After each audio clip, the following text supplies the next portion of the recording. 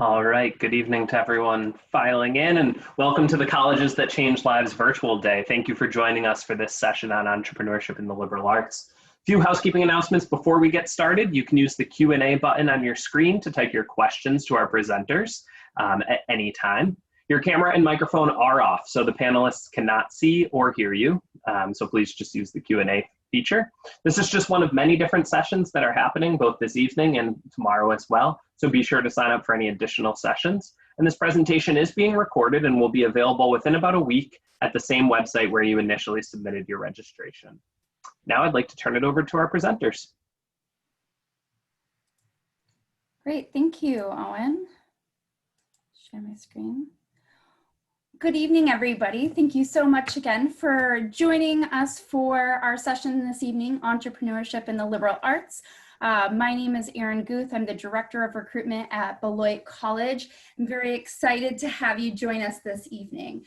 We're going to talk to you a little bit tonight about sort of what Beloit is doing as it relates to entrepreneurship and why it's important in thinking about something in your college search process.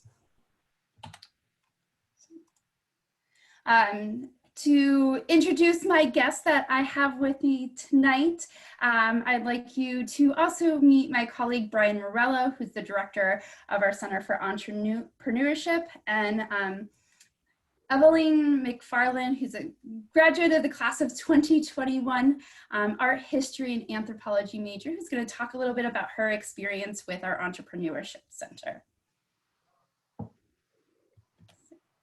So why entrepreneurship in liberal arts? Why does that matter?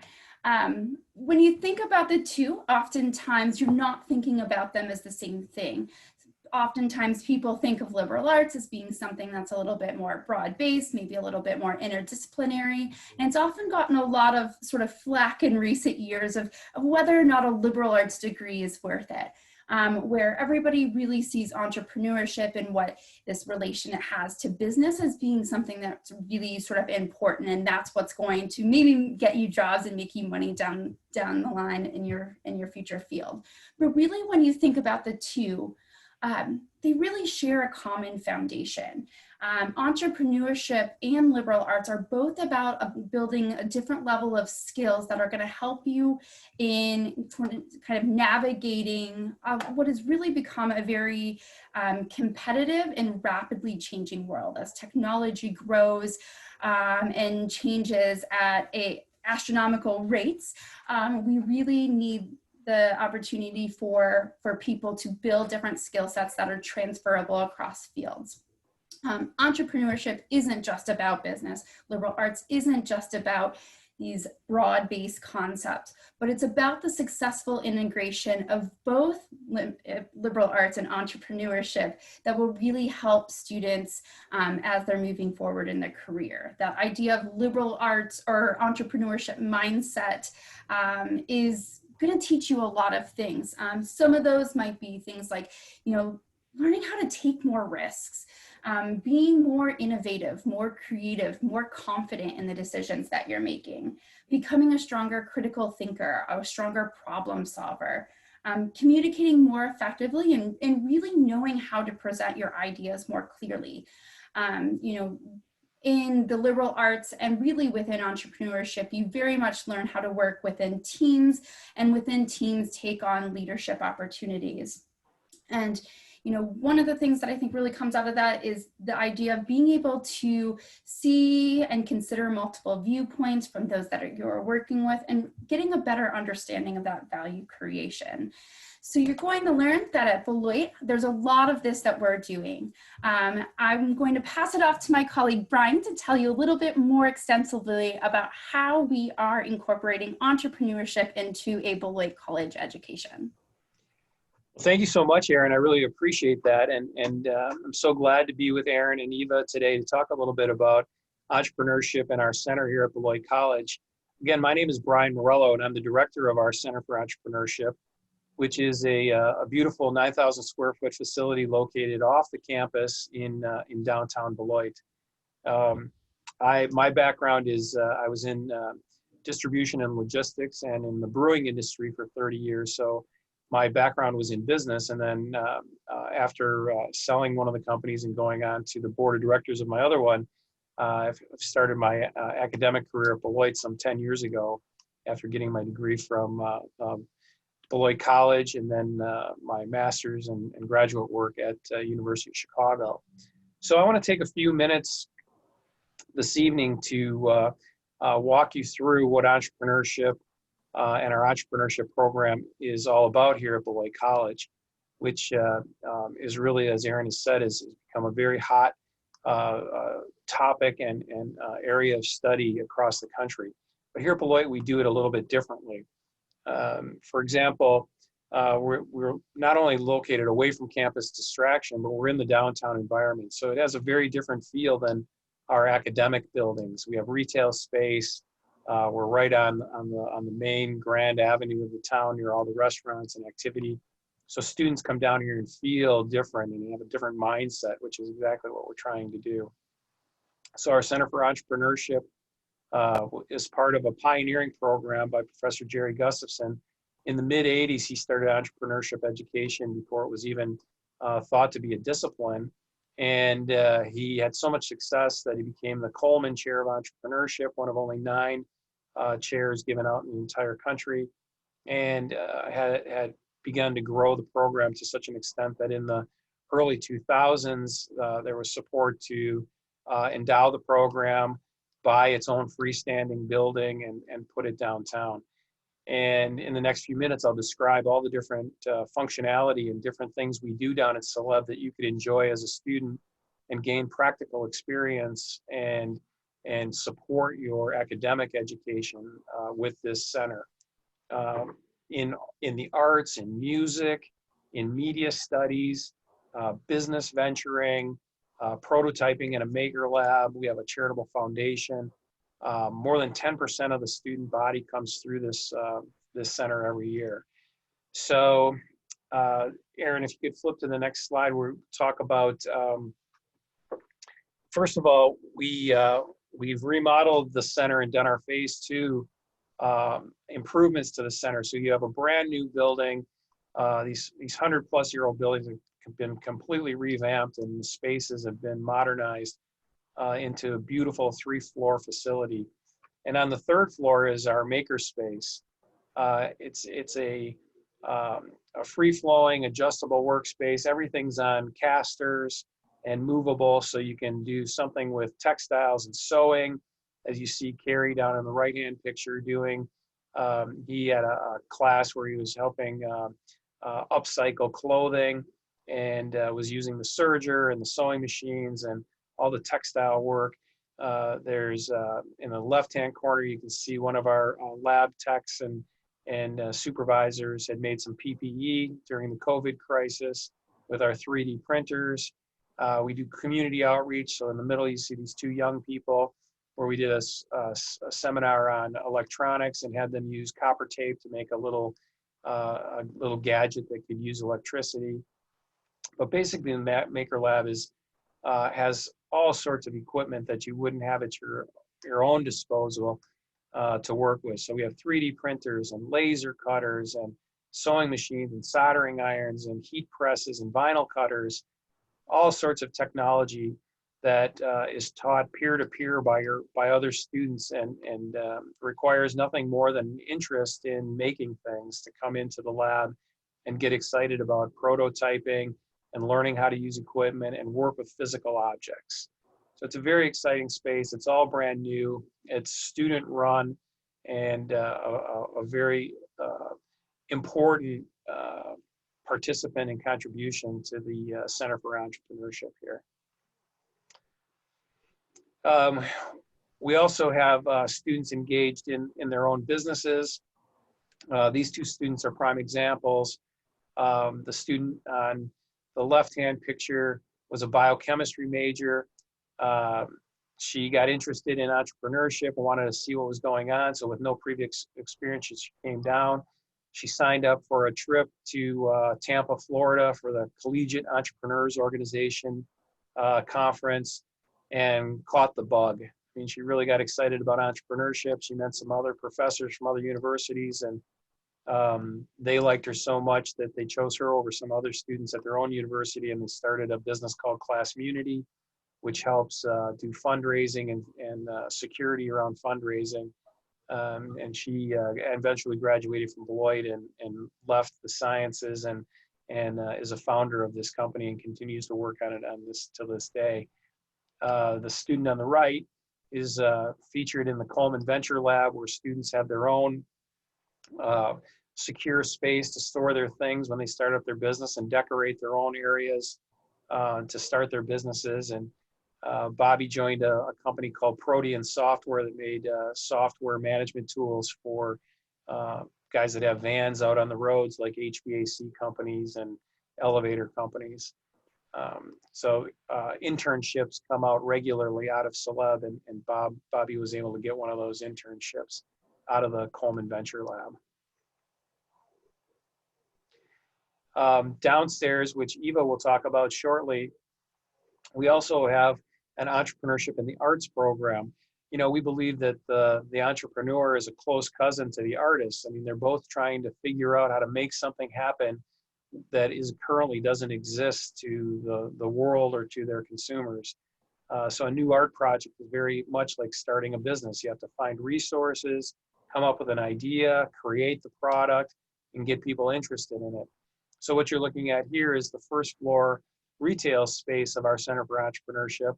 And this particular day, we were hosting the Beloit International Film Festival, which is one of the 15-year-old film festival that brings over 80 films that are critically reviewed into town and part of our film program and our media studies program.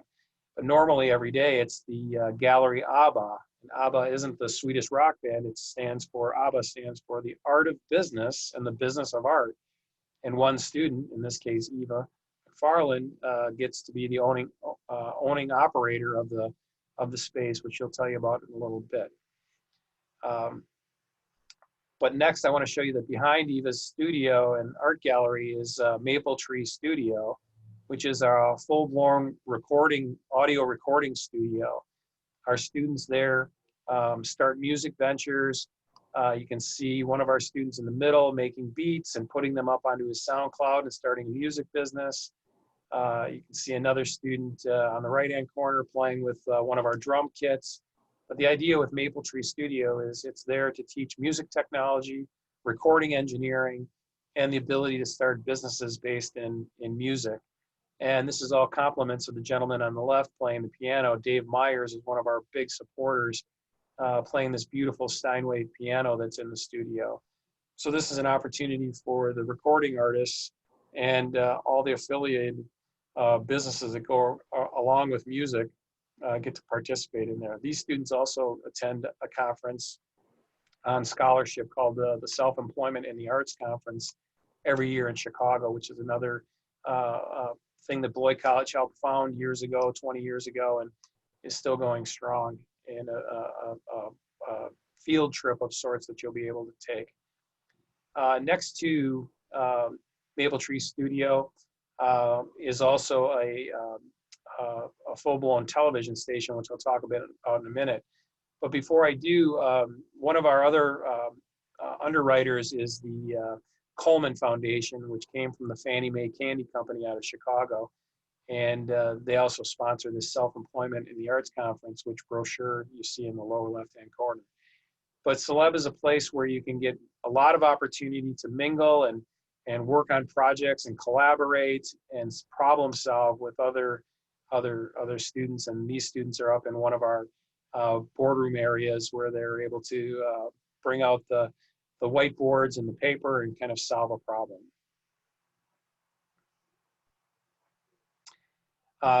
Next to Maple Tree Studio is our own Wayne's World, if that's a reference that makes sense to anybody, but it's our cable access television station. So we actually have our own TV station that we run on behalf of the city of Beloit. We videotape their city council meetings, but also students start businesses out of there in the media area.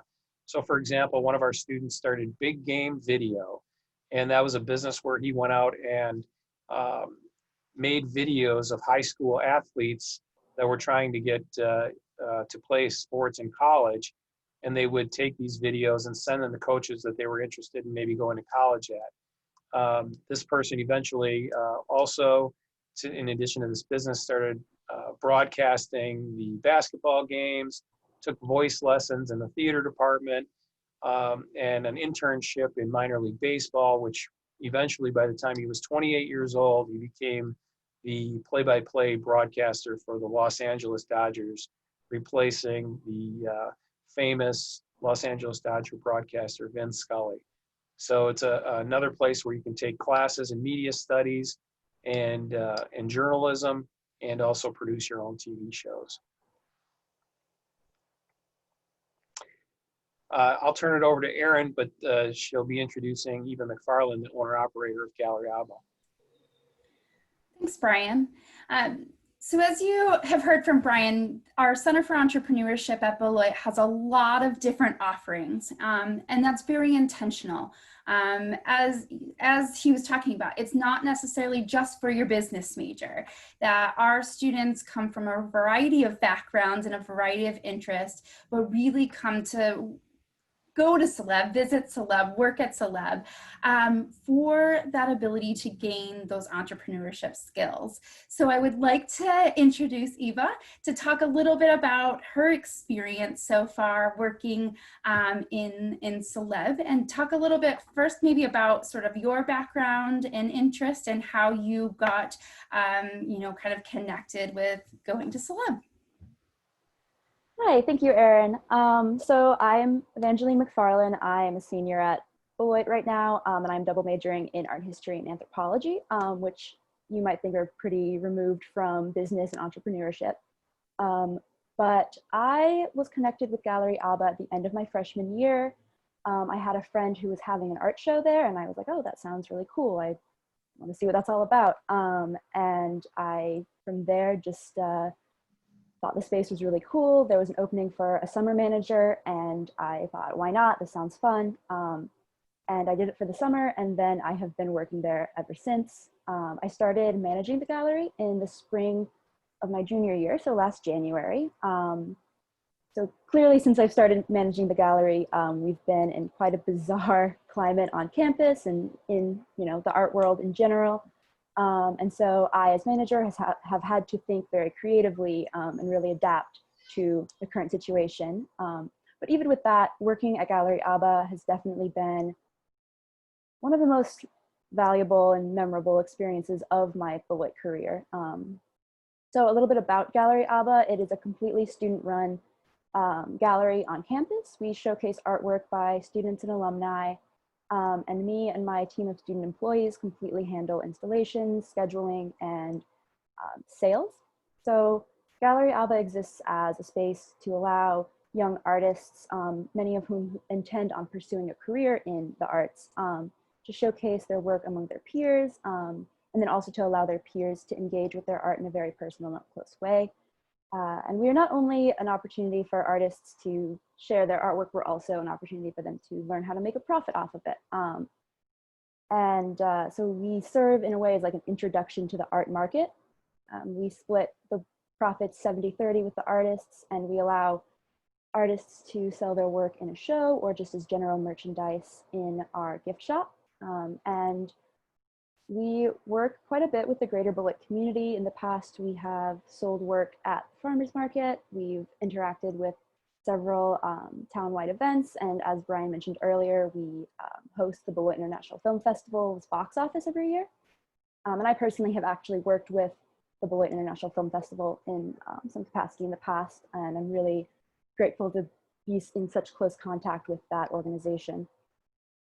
So yeah, all in all, the Gallery ABBA exists as a space to show student artists that their work is worth something. And I, as manager, get the amazing responsibility of helping people turn their creative visions into some cohesive product, and how to direct that into a business venture of some kind, which is really valuable. And I sort of have a lot of insight on the question of like, how are you going to make money off of your art? So I can kind of answer that question a little bit, which I think is super important. So how do you make money off of your art? Let's talk a little bit about that for a second, and how, and sort of if I was a student who wanted to put my art in Gallery ABBA, you know, what would you tell me? How would you set me up? I think this would be a great question. Yeah, the biggest thing on campus is just visibility, making sure as many people as possible know that the space exists and that they can come and purchase artwork here. For someone who's interested in having a show, we accept, it's been a little bit different this year, but generally we'll accept like 4 to 5 applications for a show a semester. And you'll have your artwork displayed in the gallery for 2 to 3 weeks. We as the staff completely handle all of the installation side of it. All we ask from you is to provide us an artist statement and to be there for the opening of your show. So really, in terms of how to make money off of your art, it's just really about getting the word out there and just, yeah, not being afraid to really like sell yourself and really publicize yourself. Great, thank you. What are some ways that you see the work that you're doing in Gallery ABBA kind of turning back into the things that you're interested in with your studies in art history and anthropology? Yeah, so the things that really interest me about art history and anthropology specifically, a lot of it has to do with access and sort of the idea of art as being something sort of exclusive or expensive. And so a lot of what I am interested in is making art more accessible to people. And so I have found that with Gallery ABBA, it gives me a really great opportunity to be like, look, this space is available for everyone on campus. Like it's open, it's here. And not only can you show your own work off, but you can see what your peers are working on. You can see what's important to them. And I just think that's like an incredibly valuable thing to have. Great, absolutely. And that's what entrepreneurship in itself is all about, the skill sets of entrepreneurship and really knowing how you can take that by actually practicing it and being able to apply that to the things that you're really passionate about. That's really what's going to set a student ahead of others and being able to really articulate that come time to look for jobs and things after graduation. Brian, a quick question for you about CELEB. One of the things that I think has been really great about CELEB as well is an organization that I don't think you mentioned before was our Bellmark Associates. Can you talk a little bit about Bellmark and if you have any sort of student examples of their experience in Bellmark? Well, Bellmark Associates is a student-led market research company that was founded over 35 years ago. And the idea was that a lot of students are taking mathematics and econ classes, and there was this idea that consulting as a business would be interesting to try to answer important questions that clients might have. So what we do is we go out into the marketplace and we deal with clients like an economic development committee here in town, or a business, an investment company, or any type of business that has a research question and wants that answered. So we'll go out and do surveys and write white papers and make presentations on our findings. So for example, one of the projects we had recently was an economic development survey called the 10-Mile City. So we went out for the city of Beloit and looked at Beloit as a marketplace and did all sorts of research on age, education, median home prices, income, and a variety of other categories to try to understand if a business wanted to move to our community, how viable that would be, what would be the characteristics of the customers that would come from anywhere from a 20-minute drive or so into the city center and go ahead and be a potential set of customers in this 115,000 person market to come and visit us. So they were able to put this professional report together and present it to the client, and then also present it in front of business leaders and civic and community leaders. And it was really an excellent example of how Bellmark provides real work.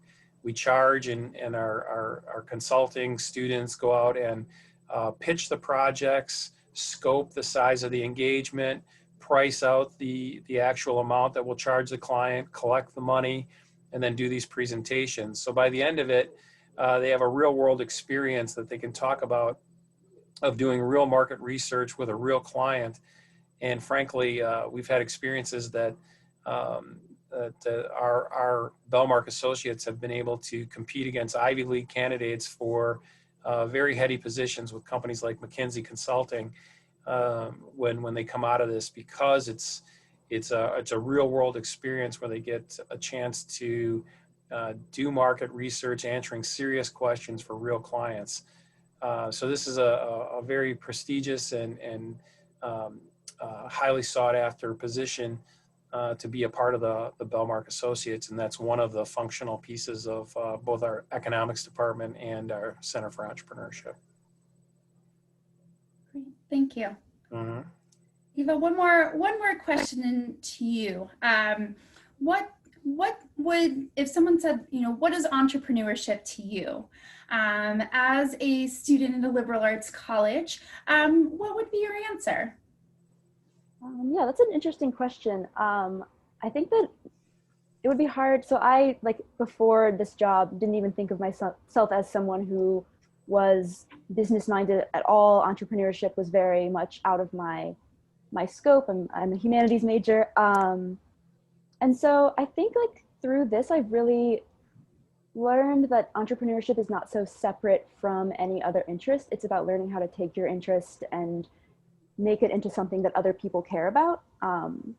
And I think that really is the heart of it, is just how do you take this thing that is important to you, this idea that you have, and how do you decide how are other people going to care about this? What do I need to do to make other people care about this, to make it so that it catches people's eyes? And I think that that's a really important skill that CELEB works to teach students. Absolutely, absolutely. And that feeds a little bit into sort of me rounding out our presentation tonight. Beloit's doing some really amazing things when it comes to teaching our students entrepreneurship and thinking about entrepreneurship from a lot of different angles, and taking someone who is really interested in something like humanities and art and really teaching them those skill sets, as I mentioned in the very beginning, that it's about that kind of entrepreneurship mindset that you can really tailor to your own passions. And so it's a big part of where a lot of small liberal arts schools are headed right now. And you're seeing that among the CTCL colleges. And so I wanted to provide a few other examples of some CTCL schools that are doing some really interesting things as well in thinking about how you integrate entrepreneurship into your curriculum. And so Hiram College also has their own center called the Center for Integrated Entrepreneurship, where they have opportunities that are really about engaging both the academic curricular and the co-curricular together in much of the same ways that you're seeing at Beloit College. Rhodes College does something called the Arts Entrepreneurship Class and Lecture Series. So for students really interested in art fields, they have a lecture series where they are very well connected to the Memphis community and the arts community. And so bringing lectures, artists to come in and lecture and work with their students and teaching them a lot of the same things that Eva talked about with learning sort of the entrepreneur, the business aspect behind art. How do you build those skill sets? What are the things like, networking and knowing how to effectively communicate your art and really being able to make those connections into their community. Hampshire College does something that they called Hampshire Hampreneurship, which is really sort of the integration of the Hampshire philosophy of education, and not necessarily having your sort of core education or your major that you need to study, but finding ways to actually take entrepreneurship courses within the things that you're passionate about. And so really being able to bring that in and get that sort of, think about what you're passionate about from that mindset. And Willamette University has something called the Entrepreneurship Career Community, where they bring together students and alumni and business leaders in a way to talk about, to network, and to think about entrepreneurship in a much bigger picture. So it's happening all over. We're seeing this more and more as students are developing skills for the 21st century. The big needs between bridging sort of what a liberal arts curriculum and education can offer with the entrepreneurship mindset, and you're going to see it more and more. So with that, that is our presentation this evening. I'd like to thank you for joining us. We do have a little over 10 minutes left in the conversation, so I'd love to be able to open it up to the group to ask us questions, to talk a little bit more about entrepreneurship as a whole within higher education, or entrepreneurship as it relates to the education and curriculum at Beloit.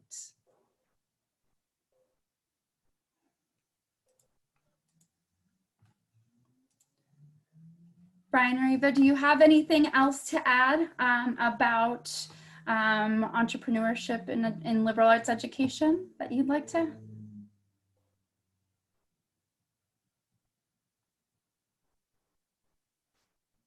I guess one thing I can say is I think that a lot of people, especially within humanities fields, tend to think of entrepreneurship as something that they can't do or that is outside of that field. And so I think like something else I would say is just realizing that entrepreneurship, it isn't like a completely different field. It's sort of, it's a skill set that you can really apply to anything. And so CELEB is really here for anyone with any interests. Yeah, I think that I would say that. And I would add too that I think what I hear a lot is is a liberal arts college a good place to go if you want to get into business and entrepreneurship? And I would say it's probably the best place to go. I mean, one of the things in my business career that I found is, that the technical skills about business were actually the easy part to learn. The thing that Beloit College offers and the Entrepreneurship Center offer is getting to meet so many different types of people and get involved in so many different types of activities. And that prepares you to really think on your feet and solve problems that you haven't encountered before.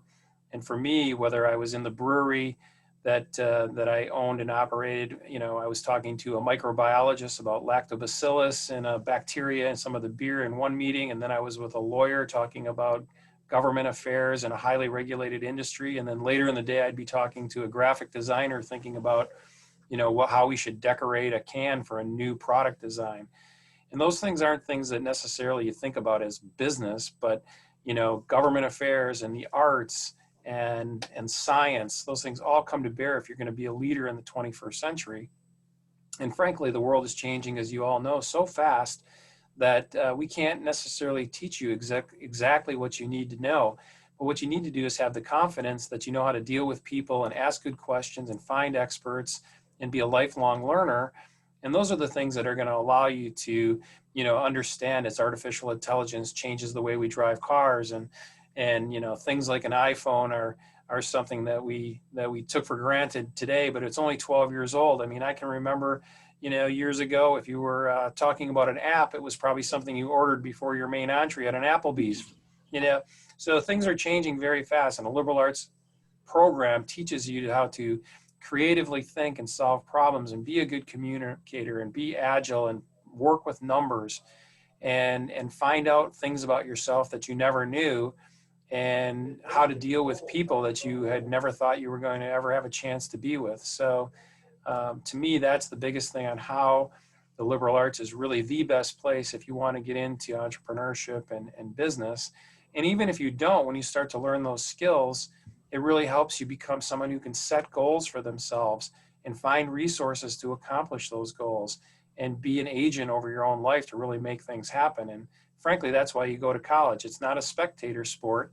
You have to go to a place where you really feel you can sink in and make something happen and make it your own. And Eva's a perfect example of that. I mean, she doesn't wait to find things. She goes out, and whether it's living in the art house or being part of the boat club or working and running Gallery ABBA, those are opportunities that she created for herself. And that's where, life really becomes fun and interesting, and why Beloit is such an exciting place to be.